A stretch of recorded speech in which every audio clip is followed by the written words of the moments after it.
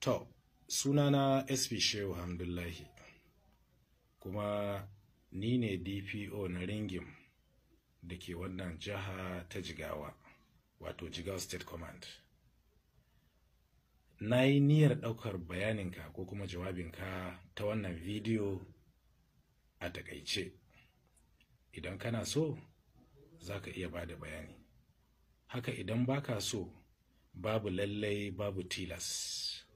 Amma ka sani cewa zan iya amfani da shi a gaban kuliya a matsayin shaida a kanka. Wannan gargaɗi ne wadda ya kamata a ce ka sani kafin in fara maka tambayoyi. Ka yadda ne maka bidiyo? Shikenan yallaɓai, na yadda. To, menene sunanka? Sunana Mustapha Daneji. Mustapha Daneji. Waraikwa. Me sunan ƙauyenku? Daneji. A wace ƙaramar hukuma? Ringim. A wane jiha? Jigawa. Jihar Jigawa kenan? Waraikwa. Me sunan babanka? Sunan shi Idris. Me sunan mahaifiyarka? Aisha.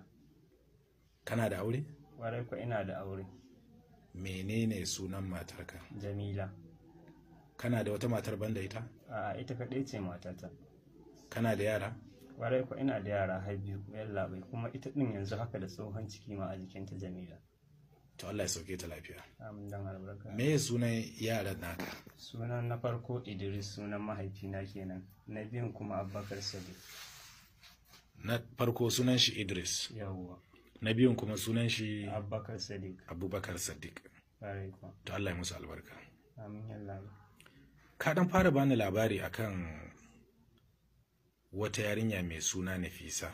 Tabbas yallaɓai. To zaka yi dan ƙara bani labari? Gaskiya ne, Nafisa dai Allah ne ya kawo kaddara wannan hamma na sa wuƙa da hannuna na yanka ta. To ita Nafisa me sunan babanta? Sunan babanta Hashim. Yar wanne ƙauye ce? Yadda ne da ce cikin garin namu. Cikin ƙauyen naku? Tabbas. Garin ku ɗaya kenan. Ƙwarai kuwa. To me ya faru har ka yanka ta? Tabbas yarinyar ka gane muna haɗuwa da ita kawai yadda samari suke haɗuwa da kowace mace. Wannan kuma har saɓani ya kawo akwai ciki a tsakanin ni da ita.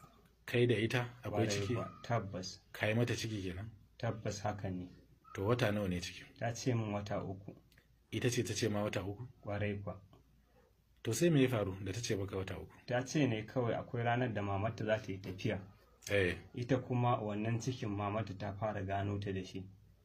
Da ta tsaya da wannan cikin har mamata ta gano kanta da shi, kwara ta kashe kanta. Sannan a gurin da muke haɗuwa da ita muka zauna muke yin fira, ni daman daga gurin bulaguro ma nake. Ina tare da wukar da nake amfani da ita ta aikin lemo, wannan ko a koda yaushe ma ba shi lallai a nan gurin ba, ina tare da abata. Wannan mun zauna da ita ta ɗau wannan wukar da hannun take cewa ko ta kashe kanta ko kuma in kashe ta. Ta ce amma kwara in kashe ta saboda ni a gurin bulaguro nake zan yi tafiya ta ba tare da kowa ne ya sani ne wannan aikin ba. Sannan kuma hakan ya faru, na kashe ta din ina Abuja na ga zama na aina kashe mutum. Amma itan ya aka yi har ta sa kai yadda ka kashe ta? Tabbas haka ne yallaɓai. Ita ta amince akan cewar in kashe ta. Ok, ita ce ta baka dama? Ita ce ta bani dama. Akan cewa ka yanka ta? Tabbas haka ne yallaɓai. Kuma sai ka yanka ta? Tabbas yallaɓai. To a kwance ka yanka ta ko a durkushe ko a jingine ko a kwance? A tsugunna muke ni da ita yallaɓai. Tabbas wannan a tsugunna take har ta ɗaukar ta riƙe da hannunta ta danƙa mini. Akan cewar in yanka ta. To sai ka yanka ta? Da na yanka ta ni kuma kawai ina yanka ta sai na bar gurin. To mutanen gari fa? Ba koma cikin gari ba ne? A'a, ban koma cikin gari ba. Daga nan kai wucewa kai? Kawai daga nan na wuce ne. To ina wukar da ka yanka ta ba? Wukar da na yanka ta tana kwanar dawaki, gurin da na tsaya ne fitsari, na ga ban ga amfanin in tafi da wukar da take hannuna ba saboda hanna ɗaure da ita.